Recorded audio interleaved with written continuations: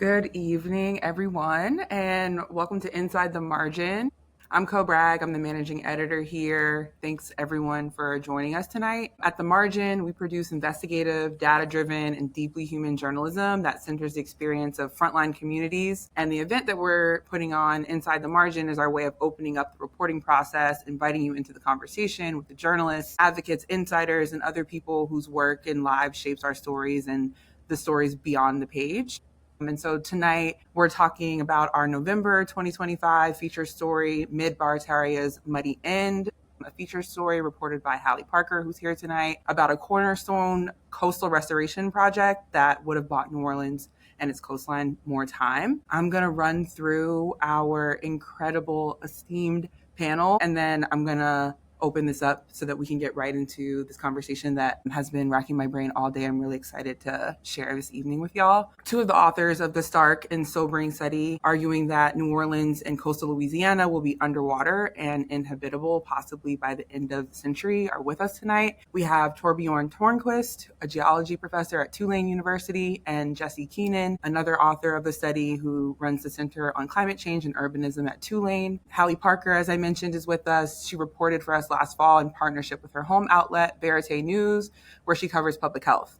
Before Verite, she covered Louisiana's environment for New Orleans Public Radio, the Times-Picayune, and Down the Bayou for the Homa Courier, as well as other newspapers. She also worked for the National Audubon Society. Halle's from a small town in Virginia, where I was also born, and loves playing soccer, painting with watercolors, and starting the morning with a hot cup of tea.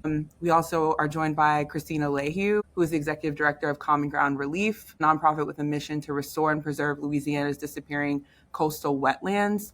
To use her words, Christina was raised to love New Orleans, absorbed by stories of her grandparents' youth, and she decided early on to attend Loyola University, New Orleans. And last but not least, we have Mandy Moore, the senior director of the National Wildlife Federation. She joined the National Wildlife Federation's team in 2009. Amanda was part of the NWF's oil spill response team in 2010, working the front lines of the BP disaster to raise awareness about impacts and engage advocates to support restoration. And with that, we will dive in. As I mentioned in my intro, there's a study out that, in my purview, in my world, in New Orleans anyway, has everyone talking. And two of the authors are here who are based at Tulane in New Orleans. And so I want to start with sort of grounding us in some of the findings that are grasping a lot of headlines and that pair well with some of the reporting that Halle has done for us surrounding the fact that New Orleans likely will be submerged by water by the end of the century. And so I want to toss it to the researchers who brought us that study to kind of talk about the findings, reactions to it, and happy to hear from the rest of the panel in response.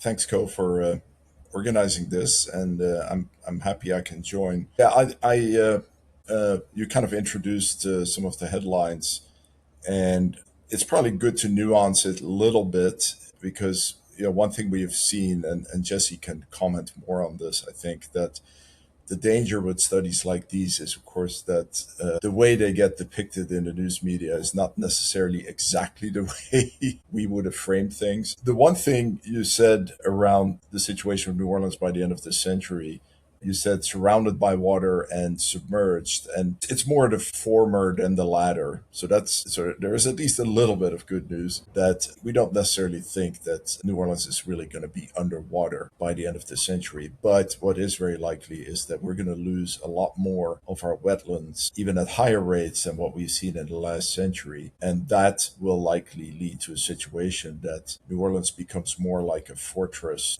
given that we have this ring levee system that surrounds most of the people who live here.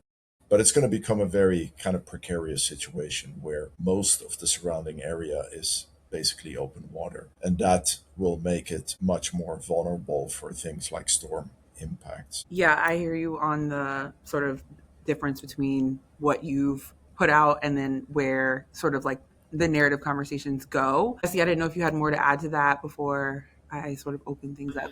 Thank you so much for having me. I've learned in different ways a great deal from all of you, and in particular, Halle Parker's reporting on this is really just phenomenal, and it highlights the value of journalism and local journalism, because what we've seen with this particular story is that we've very often across the media landscape. Well, first of all, in the past 2 years, there's many fewer people who cover climate than there was 2 years ago. There's fewer editors who understand the nuance of covering climate change related and environment related reporting. And then what we've seen, particularly as it relates to this particular body of work and trying to communicate that, is that we have interns who write headlines. And so, and that's a bit of a hyperbole, right? But what we see is a disconnect and a tendency to drive a kind of sensationalist orientation to the headline and the byline. And so the challenge has been for us to be clear, but also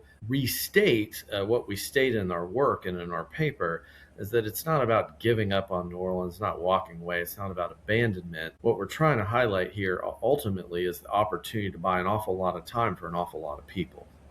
And that the impulse here is a matter of decision making and public policy, but this is what's at stake. And so for us, that was not necessarily the impetus of our work, but that's where we landed ultimately at the conclusion of our work, was really restating the value of what we more or less as a matter of public policy have given up on. And so that's the urgency, and that's what's at stake. I know that within the study, there's a section that talks about exactly what we had Halle report on for us, which is the cancellation of the Mid-Barataria Restoration Project, the $3 billion project that was going to do a lot of work to restore our coastline, that our governor, Jeff Landry, canceled not long into his tenure. And so in the study, the way that y'all frame it is that sediment diversions like that are arguably the last chance to extend the lifetime of select portions of a region like New Orleans and coastal Louisiana. So I want to hear a little bit from Halle about reporting that story, putting all of the stakeholders, the opponents and proponents in one place. Not everybody wanted that project to move forward, but what we do know is that we lost a lot with that cancellation. So I just would love to hear from you on that. Yeah, I can speak a bit to that. I mean, I'm sure Mandy will also highlight this, but there was a lot of public support for that project, I will say. Like, you could see that from the Restore the Mississippi River Delta's polling that they would do each year, especially in terms of like the urgency around restoring the coast. But there was definitely like a strong group that was very much opposed to this idea of this project. And I mean, to kind of maybe like back up a little bit just about the Mid-Barataria Sediment Diversion just in general, how it would have worked would have been carving about, I want to say, 2-mile long channel from the Mississippi River into this area that's now basically been turned into open water that used to be wetlands. And it would have diverted that kind of muddy water from the Mississippi River through that channel in kind of a more controlled fashion than it would typically, like, naturally if the river simply like overflowed its banks, which is how Louisiana was built in the past. It would have done that in a more controlled manner during like the flood season. But the idea of even having that massive influx of fresh water come into that system was really scary when it came to like fisher populations who were really worried about that kind of shock to the system and change to the system, where the fish, the seafood that they would typically like to harvest, whether that's oysters or one of the different types of shrimp, white shrimp or brown shrimp, one of them specifically would have been more harmed by that than the other, would have kind of been pushed outward and farther out toward the Gulf of Mexico, which would have made it less affordable to kind of fish as fishermen. And so that was like a big part of that opposition. Another part of it was also just kind of like the livelihood, the change that they were seeing. We saw risk of increased flooding to some communities that were outside of the levee system. So that wasn't very popular as well. So all of those things, when it came to the actual parish that this project would have been located in, Plaquemines Parish, led to a big groundswell of opposition, very vocal opposition from that area. But when it came to looking at the broader picture of trying to restore and manage a smaller version of Louisiana's coast that could at least try to help with protecting areas like New Orleans for a longer period of time from storms, that was something that was kind of recognized as, as we see in Tor's paper, we've seen in multiple of Tor's papers, as kind of being like the main option or prolonging some version of the coast that we know today. So kind of balancing that. I remember one oysterman specifically telling me that he would prefer and understood the consequences of not doing the sediment diversion, but he would prefer a slower death to the coast than a faster death to his industry through the sediment diversion. So that's kind of the tensions that the state was dealing with there. Maybe Mandy could add to that too from the proponent side. And Christina. Yeah, that was a great job, Halle. Going over how that's all going to work and all of those details. And yeah, I've been working on helping the public and different stakeholder groups understand the concept of river reconnection for the better part of 2 decades now. And out the gate, that's the rub. You hit it. Everything's changing. We know it's changing. We know we're facing something really stark, but we think this intervention, this, big, bold transition, and making that happen is actually going to expedite the impacts that we're already facing. And so there's a lot of fear behind that. And mistrust, there's been a long history of reasons why people and these frontline communities have a lot of mistrust, and it's valid. But there's a lot of it's been studied and studied and studied. They held hundreds of meetings in the communities. We actually oversampled polling in Plaquemines Parish and St. Bernard, and the majority of the parishes supported. They understood what needed to be done. So I think that that's really important to understand. But it's hard, and you're going to have bold solutions to really, really tough realities, and that is never going to be easy. Do you lead? How do you default? Do you go with the science? Do you go with the studies? Do you go and basically help us have more time to plan and have a little bit more of the ability to adapt to all of these changes? But it's a big question. Yeah, it is a big question. And it's something that came up in Jesse and Tor's work too, is like, how do we position ourselves to have more time to plan for something that's hard to face? Like, your own mortality is hard to face. And then obviously the sort of future of your home place is hard to reckon with in real time. And so I think as we're kind of talking about this canceled sediment project, I want to talk a little bit more about, like, that didn't just happen out of nowhere, right? Politics got in the way. I think one of the strengths of there's many strengths of Halle's reporting, but one of the things that it really does well to outline is that Louisiana was leading in coastal restoration. We, after Katrina, really said, okay, like, the science has to lead, right? And to kind of undo that work in a generation or so is really stark. And that's something that came up in just a piece of what, Halle talked to Gordy Dove, who is the Landry appointee, who's helming the Coastal Protection and Restoration Authority, which is the agency that canceled the sediment project that we're talking about. And he told Halle that he's dedicated to the use of science, despite what critics say. And so I want to read this quote for y'all, which, like, internally we were just kind of like, do we edit it or do we just run it? And we ran it as we received it. Quote, "We do everything by scientific. We do everything by sound engineering. We model every project we have. We follow all state statutes. It's getting aggravating that certain groups say that they own the word scientific. I've never built nothing without permits and science and models. I wanted that for the record. They do not own scientific. We do scientific." And so, Halle, I just wanted to hear sort of your follow up on just like about that interview and sort of the politics that emerged in your story. Yeah, no, I mean, first off, I will say that I'm very grateful to Chairman Dove for being willing to get on the phone with me. And I think we talked for like more than an hour about this project and just his plans for coastal restoration in Louisiana. But I think, and, again, just very appreciative for that time.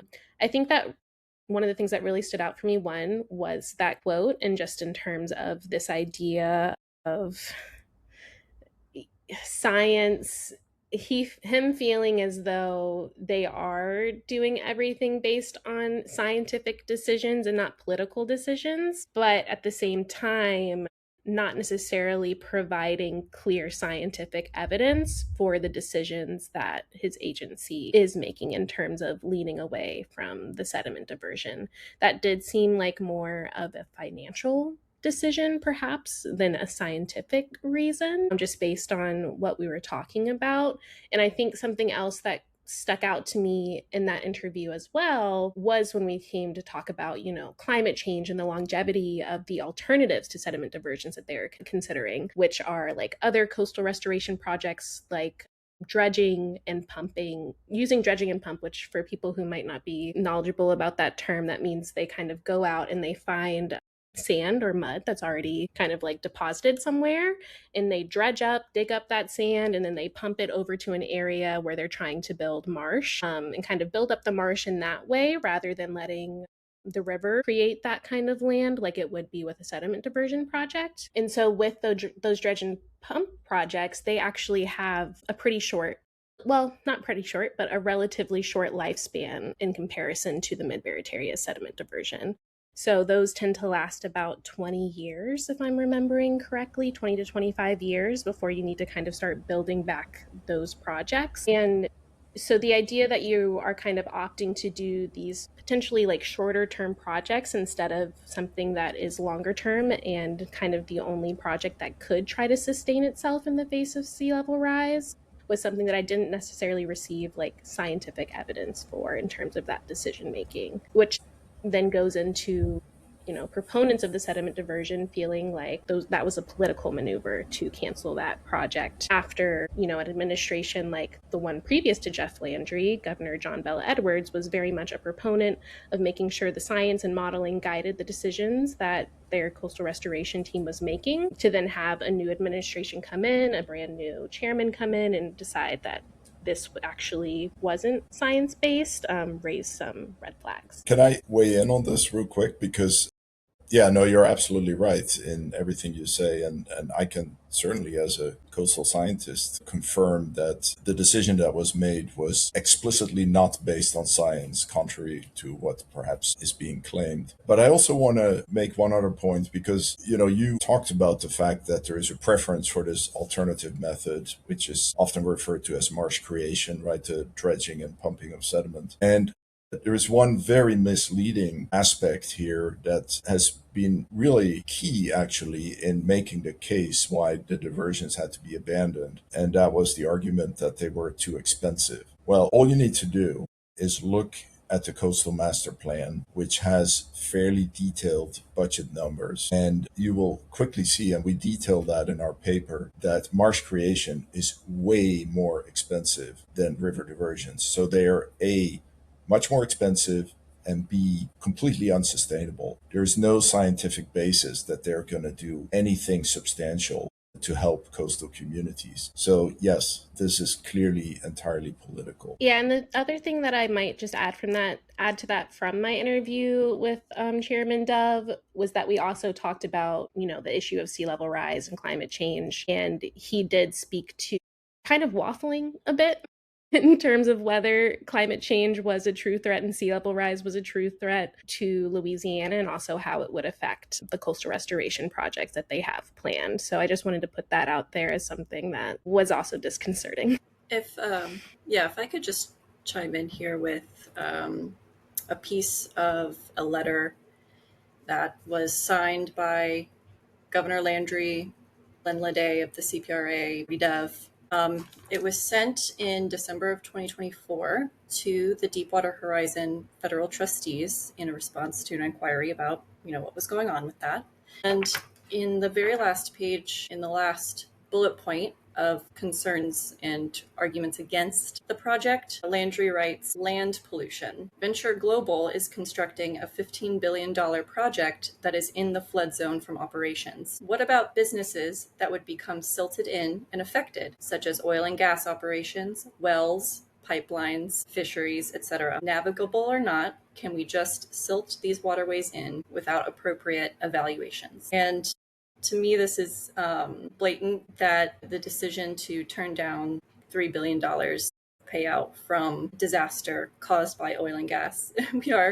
We are advocating for these open waterways and open water for the benefit of oil and gas, and fisheries is also mentioned. So I just wanted to share that. Yeah, I think having those, it's very stark. And I think what was also stark to me is just that the talk about the funding and this was expensive. I think that's like what led a lot of the headlines around the cancellation was like, it's too expensive. But this was funded through settlement money allocated from the BP settlement following that oil spill and disaster. Amanda, I wanted to kind of go to you for a beat because you worked on the front lines of, raising awareness and restoring after that. And the money is at the center of this sediment that was canceled, this sediment restoration project that was canceled, funding at a level that was like previously unheard of. And now we've kind of dismissed that for the sake of things being too expensive. I just wanted to get your thoughts on that and sort of like, will that money go to waste? Like what happens? Well, I think Tor made a good point that I think we should all remember is that dredging and filling is way more expensive than sediment diversion. So yes, this was an expensive project, but the return on investment for this project far exceeds anything that you would get through any alternative method that we know of for restoration. So there's that. And then it's interesting, it's a little confounding, right, to say, oh, this is too expensive. They had the money from Deepwater Horizon penalties. They had over $3 billion funding to go toward this project lined up. The most expensive thing in Louisiana, I think, is time when you're talking about the coast. And this, I think, one of the most tragic things about the cancellation of the project, there's the money piece, which I could talk more about, but, they had spent about $700 million on major sediment diversions that they have nothing to show for. But there's the cost of the time that's lost too. So you've lost decades. Unless they can move this project forward again and get it back on track, which is I think the best case scenario. But yes, they are going to have to return the funding, and then it's going to have to go through all the approvals and all the processes. Chairman Dove is known for saying, "Oh, we got all this money now. We can do all these different projects." So it's going to take those projects, and that approval process takes a lot of time. And we also don't have enough money. We have to be so careful with how we spend the finite resources we have. We have such an immense issue. You have the fastest sinking delta on the planet. All of the communities, all of the economic risk, the cultural risk, everything that's at stake. And you have to be so careful with the resources. That's why we have the Coastal Master Plan. That's why we've been the model for other states in the Gulf, across the nation, across the world. And really that success and that confidence, because we had that plan, because we were spending the funds responsibly, it beget more success for us. We were extremely competitive in coastal Louisiana for funding because people had confidence that it was going to, this thought leadership, this model process, which has been very successful today. There continues to be great projects moving forward, but these cornerstone projects are a real casualty. A lot of funding, when funding is desperately needed all across the entire coast. Yeah, that's so important. I want to pull from a moment in the story where Halle opens the story up on a boat. She's on a boat with a bunch of scientists, and they're riding around the site of the canceled project. And it was not long after the projects were canceled that Halle took this boat ride and did all this reporting. And this is Lauren Berg, the director of the Mississippi River Delta program. She told Halle on the boat ride that it was crazy to be standing like in this place, knowing what could have been. Any similar project would take 8 to 10 years to greenlight. Construction would have taken 5 years. And to quote her, she says, "Louisiana's coast doesn't have 8 to 10 years. It's weird standing here in an area that we thought would be the largest ecosystem restoration project in the country, and there's nothing here." And so, Halle, I wanted you to just kind of like take us back to that moment before I kind of take us into a place where we're going to talk about our feelings. Because I know, like, particularly in the wake of Jesse and Tor's study, it's like struck a chord, I know, with me personally. And like, there's a lot of feelings that come up with the reality that our city, our beloved city, is sinking.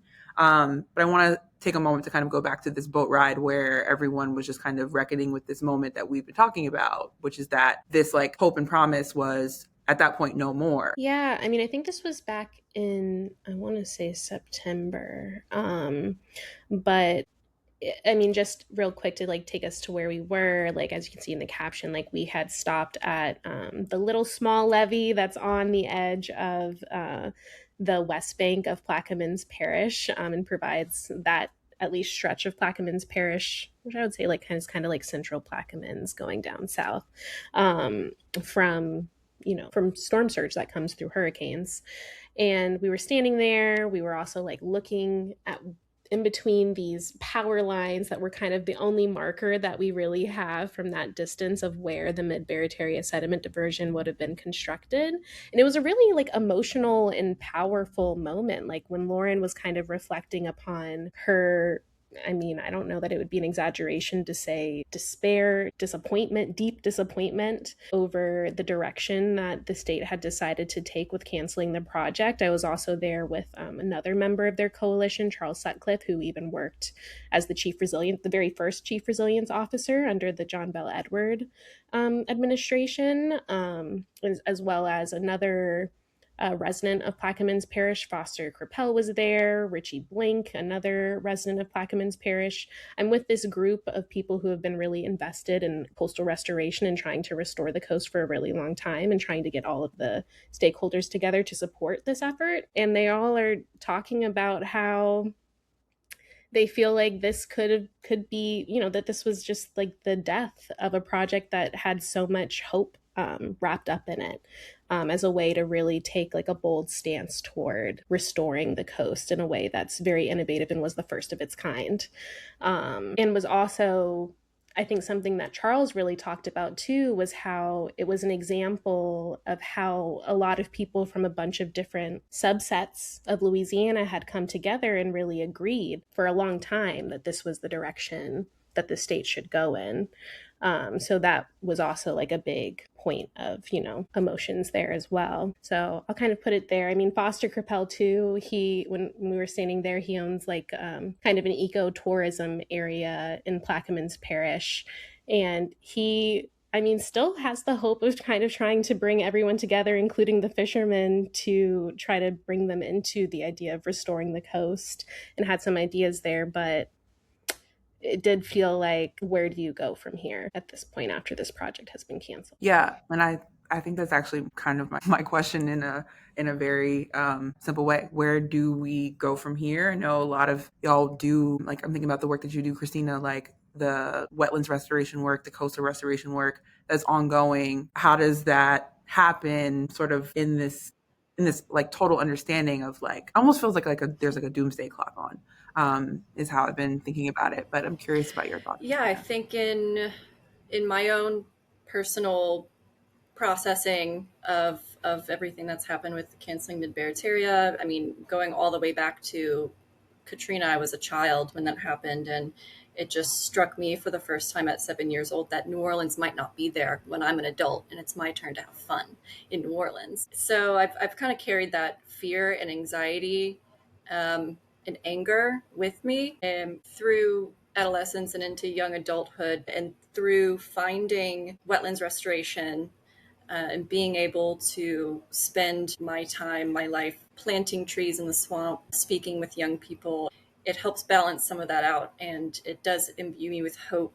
I think there's a necessary balance there to keep the anger and use it to drive forward this determination to love and care for our home, and to engage with other people who are feeling despair, anxiety, apathy, because they feel like there are no solutions. So I think the only answer that we have in our line of work is to keep pushing and to keep sharing what we hold to be true, which is that there are solutions. The solutions exist. The money exists. And Louisiana is owed this money. And it's important, especially because at Common Ground, we work with many young people, local high schoolers, university students. And it's important to me that we imbue them with pride of place in knowing that the Louisiana Delta is a great delta of the world. We have global importance and global impact, and it's our home, and it's a very special place. So it's not our job to give up on our home. It's our job to protect it and enjoy it, and to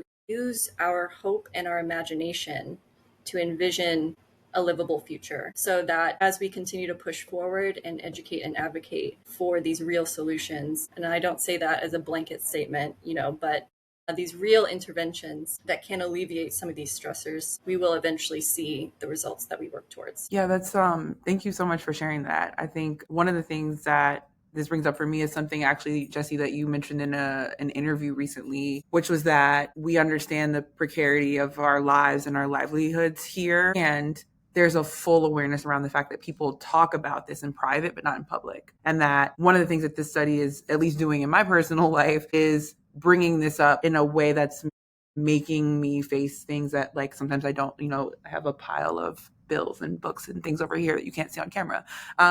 But that you kind of do around things that you don't want to face. And so I just wanted to kind of hear you talk a little bit more about that. I think one of the things that stands out also in the study is that one of the things that you mentioned is that Louisiana, in this area in particular, has seen maybe not as much out-migration as expected because it's such a place-based place.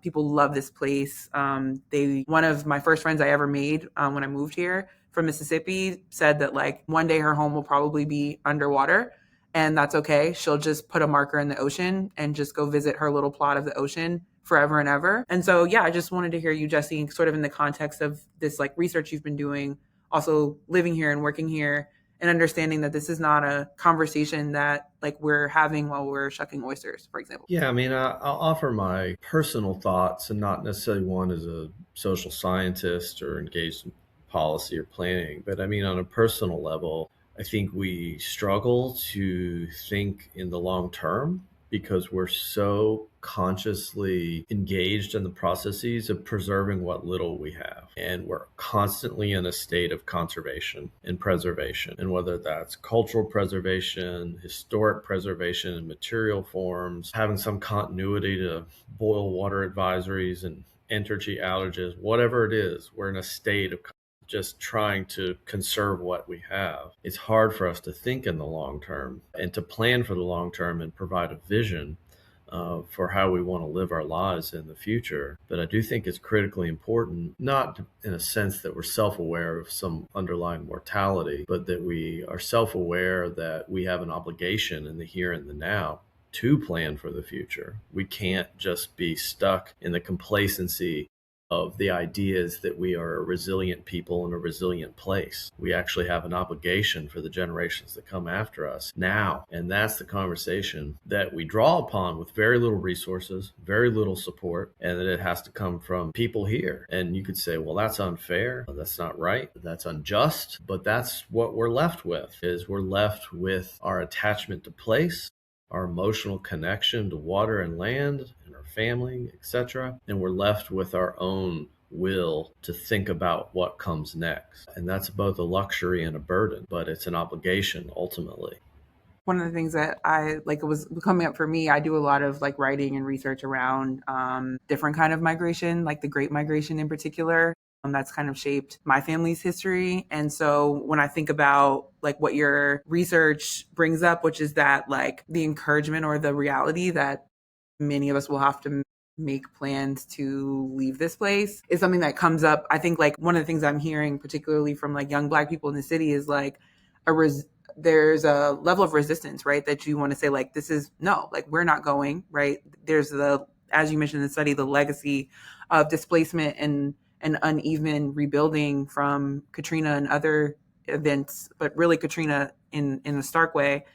Part of me is like, no, my great-great-grandparents had to leave Mississippi in order to think, I mean, I don't know if they were thinking about someone like me, but, like, in order for them to have a better life, for their children to have a better life, to be able to live with any level of, like, dignity, they went north. And so I think that that's, like, also coming up for me now is, like, are these decisions that I'm going to also have to make soon, right? As someone who is raising a child in New Orleans. And I think, like, those are the conversations that are starting to sort of bubble up. And also I'm hearing, I think a lot of the initial reaction is like, no.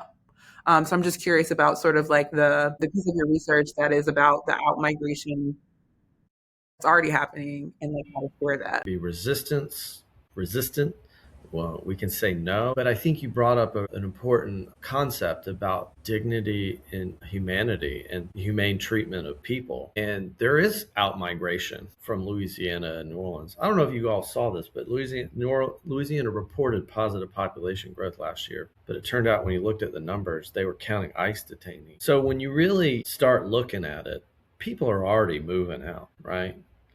No one's going to come in here and rescue New Orleans and move people out and force them out. No one's forcing the hand of anybody, anything, anytime soon, right? It's the market that's adapting. The marketplace, financial services, mortgages, insurance, and you see it in the job market. I mean, you see it in the labor market numbers the other day. Wall Street Journal reported New Orleans the 4th percentile of economic labor opportunities and wage growth in the country. It's almost dead last. The market is adapting, right, for a lot of different reasons. Climate change is not the deterministic factor here. It's interacting with a lot of structural challenges of governance, history, you name it, right? But it's certainly accelerating decisions that need to be made. So I think, you can have resistance but to me, resistance is about, I'm not going to participate in the process of, let's say, democratic process of determine who moves forward and who gets left behind. I mean, I think we believe on some level that through democracy,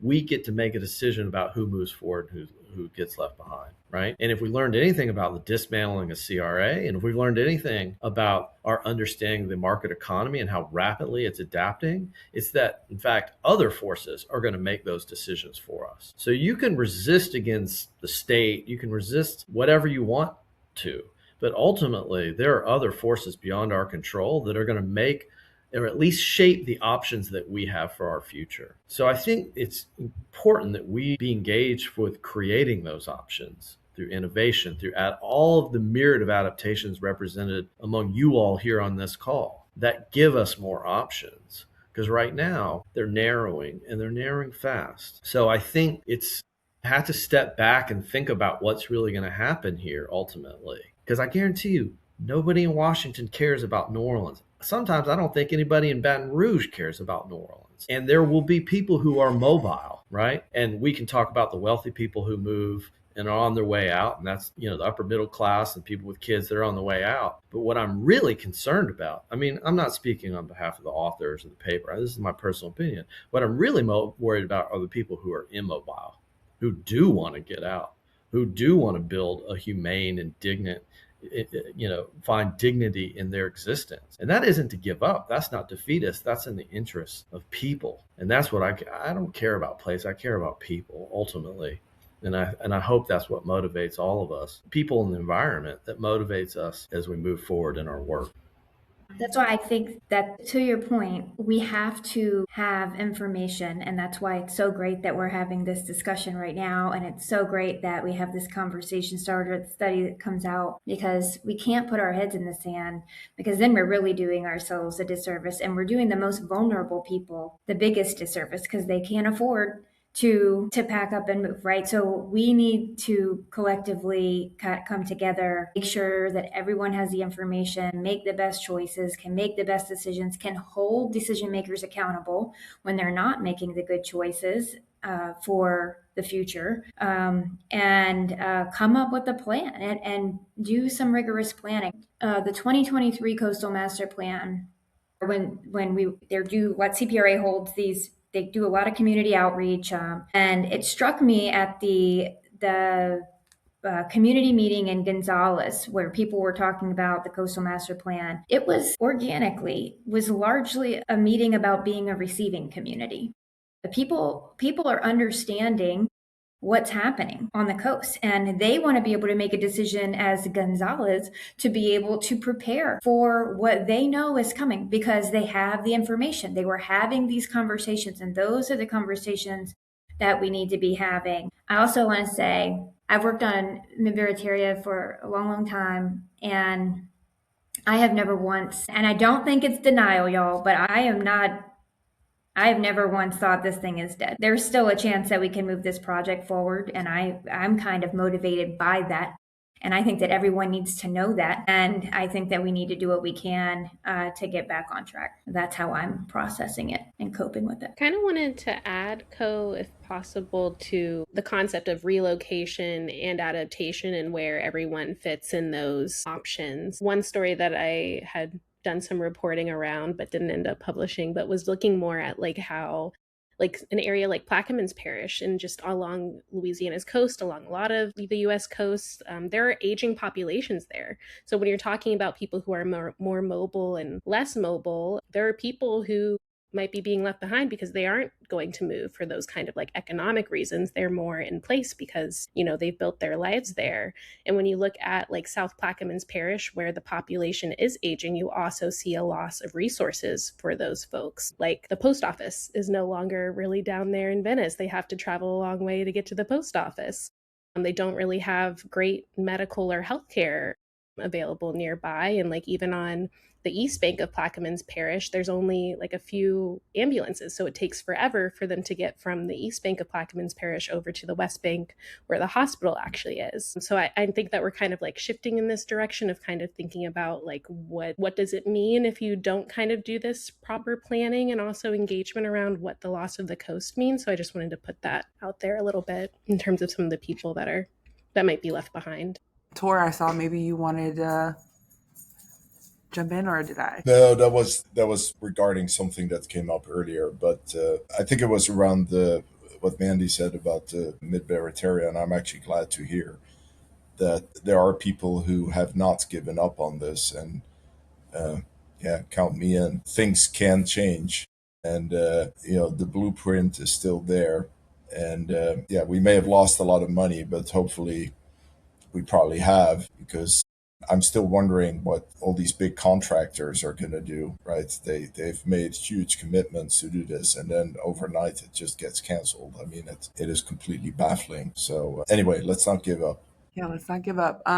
There was a question that came in for Jesse, which is that the conversation on social media has been that this research will result in nefariously in more gentrification because the ones most likely to be removed are working people, not those wanting third homes. So social media, of course, is a challenging forum for everyone, and I think sometimes healthy and sometimes unhealthy. Of course, there's our fair dose of clipping and conspiracy and the like. I think it's an important question to ask.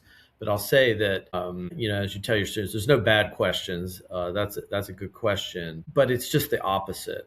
The government is not going to move. When we talk about planning relocation, we're talking about helping people make decisions, find affordable housing. We're talking about sending zones and receiving zones. By the way, I have a book right now that's taking me all around the United States, Canada, Europe, called North, the Future of Post-Common America, that documents this in the United States at a level that maybe people can appreciate here locally. But what we're really talking about is moving business licenses. I mean, heck, we even have to move the dead, right? We spend $10,000 per casket and millions of dollars a year moving cemeteries out of flood zones in this country. It's a lot, and we have to prepare where we're going. But there's not a scenario here where the government comes in and forces people out and buys them out. We actually don't have enough money and resources to do that, even if we wanted to. And in terms of gentrification, this idea that people get forced out and then people come in behind them and buy up their properties, it's really just not the case. In general, it's the upper income cohorts in New Orleans that are leaving New Orleans. Yeah, there might be some retirees that want house uptown. But most of those people really can't afford the windstorm insurance. When you're talking about $30,000, $40,000, $50,000 a year in insurance and a house uptown, for a second home, it's just not a viable pathway forward. It's an unlikely pathway that this would become some kind of retirement haven of third-party wealthy people in New Orleans, who, by the way, are going to have to disproportionately bear, as we all are, the property tax burden for a city that's fiscally in challenging times. So that's just not a way that I think is reasonable to frame it. It's just, I think, a kind of conspiracy theory thinking that's easy to attack. And I think it's worth recognizing, we get it from the far left, we get it from the far right, we get the conspiracy, I'm more concerned that we have the conversation. And to me, I'm willing to take one for the team here if we can use this conversation as you have hosted it today to have something productive and a dialogue that leads us in the right direction. But that's just one example of an unproductive dialogue that it takes us maybe in a darker direction. Yeah, thanks for responding to that. I just saw a question come in, and Halle, maybe you can go first and answer this question and kind of tell us what you're taking away from the conversation. Just like in terms of like the future of it and the risk of coastal sea level rise affecting areas around New Orleans, seems like the question. I think that's a fair interpretation. Do you mind if I don't want to kick it too much, but I feel like Tor would actually be like perfect to talk a little bit about this and like areas outside of like the major hurricane protection system, and then I can talk a little bit more about the feelings aspect of things. Yeah, well, I think that's fairly straightforward. Of course, a lot of the attention over the past week since that paper came out has really focused on New Orleans, but the paper is really about all of coastal Louisiana. And there are many other communities that are going to face this a lot earlier than New Orleans, at least certainly New Orleans on a large scale, where it affects, most of the city. And you can all imagine some of those communities have already been mentioned during this conversation. We've seen for many years now that arguably the most vulnerable part of the state is in the far southwest, Cameron Parish. It's something we also highlight in our paper. That is actually a portion of the state that could very well be mostly underwater by the end of this century. So yeah, we're going to see these really much more urgent situations. They're obviously already happening. We've already had the move of the Ile-de-Jean community, and there's many others that are going to follow. And at some point, it's going to be larger cities like, the city of Homa, for example, comes to mind, extremely vulnerable. And it's a lot of trouble out there. But as a final thought, and then I'll stop talking, I do think it's very important to really also focus on the opportunities, because we do have huge opportunities. One we've talked about here most was, of course, the river diversions, beyond the fact that they would likely do a lot of beneficial things for us. They would also give us a lot of expertise. They would kind of further enhance that position Louisiana has gained over the last few decades of being not just a national leader, but maybe even an international leader in how to manage a rapidly changing coast. So that's an area where we have many other opportunities. And I think it's important that we focus more on that than just on the things we're losing. Yeah, thanks for that. I think we've done some reporting at the margin out of Homa in particular, how the United Homa Nation seeking federal recognition and how climate change is actually interrupting that, because they need their artifacts and proof of who they are, to use a quote from the story, to gain that. But each storm that hits them also puts those records in jeopardy. And so I think De'Ara just shared a link to that story, but that's one where, that community is facing a myriad of challenges. I'd love to hear more final thoughts from y'all. I'll say that I'm so glad to hear that Jean Charles brought up in this conversation as an example of an entire community that already was relocated for the most part.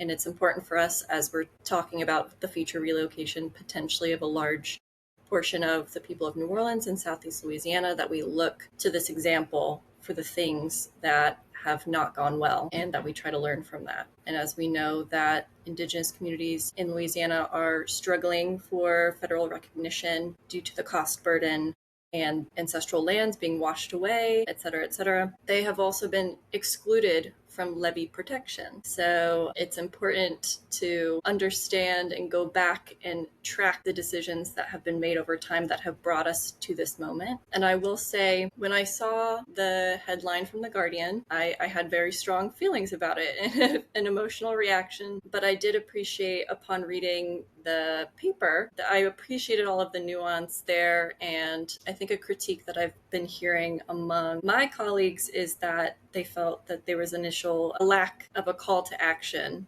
that they felt was missing in the article.